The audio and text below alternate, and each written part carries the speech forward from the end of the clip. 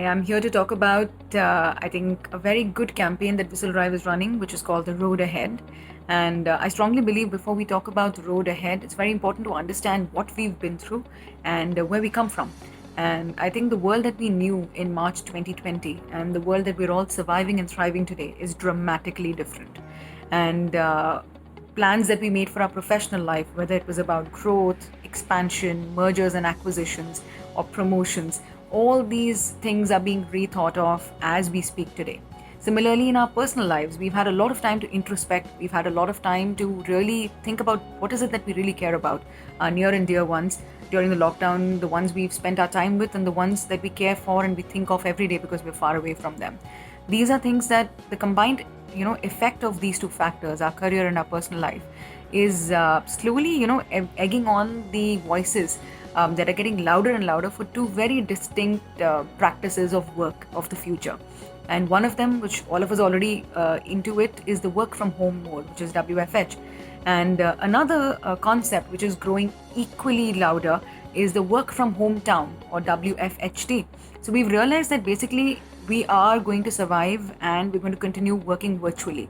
And for this, all we need is a good system, a basic laptop. We need internet connection, we need electricity backup. That's about it. And if this is available to us, we can work from anywhere. So hence there is a new terminology that's also getting coined, which is called WFA, which is working from anywhere.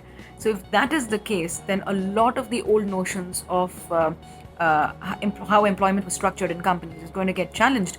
So we see that we've successfully entered into a gig economy. A gig economy is nothing but which works on gigs or freelance projects or coming together for collaborations for very niche subject expert, area expert based topics, which need our time as a consultant, as a freelancer for a limited period of time. We engage with a company and then we move on to, probably take up new avenues, to take on newer projects and then execute them. Gone are the days when we were looking at full-time employments for over 5 years, 10 years, loyally working in one company. That notion was already crumbling, and today I think it's really, really suffered even more.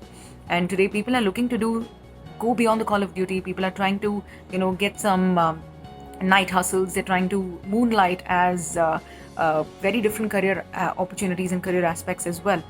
These are things that people are really working on. They're working on their passions. They are actually trying to see what is it that gives them happiness at the end of the day.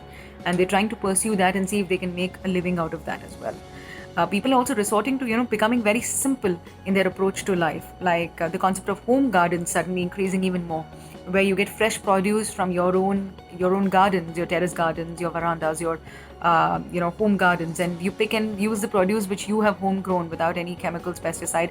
Also, the dependency of depending on outside stores getting reduced. Not heading to a restaurant or a hotel for every small given opportunity to celebrate it, whether it's big or small, and instead replacing it with virtual Zoom calls, watch parties, and celebrating it with a home baked cake with your near and dear ones.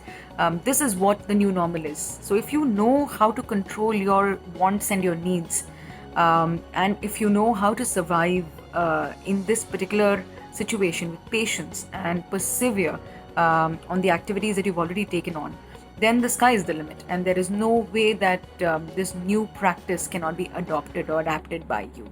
So I think companies themselves, a lot of them are rethinking the way they're employing people today. A lot of the interviews and the onboarding of new candidates is happening virtually, happening completely online. So I think very soon we'll be replacing physical offices with just virtual meeting rooms, and making sure that people have the time to manage a work and a life balance, where they're there for their family, to do the chores with the family, to celebrate with the family, to read to their children before they go to bed, and at the same time being successful career people, meeting deadlines, and making sure that the working from home actually happens, or the working from anywhere actually happens. Your time dedicated to complete a task is not compromised by any other activity. I think if that is done, then we are officially facing a very, very new way of employment, of working, and even probably the way we live our lives. So where, a commute to your office is just 2 minutes away. So this is the new normal that probably we're embarking upon. And I think HR team of companies are doing a phenomenal job in making sure that the mindset of the people remains positive. People are optimistic, about what is it that the future holds. At the same time, it is on the onus of the management of the company, the entrepreneurs who are running startups. The onus is on them to make sure that they communicate right. They don't overpromise and underdeliver. They let the communication flow right in terms of what the situation is with the company, because there's nothing better than honesty at this point of time, because nobody knows what tomorrow holds, and people will understand that, employees will understand that.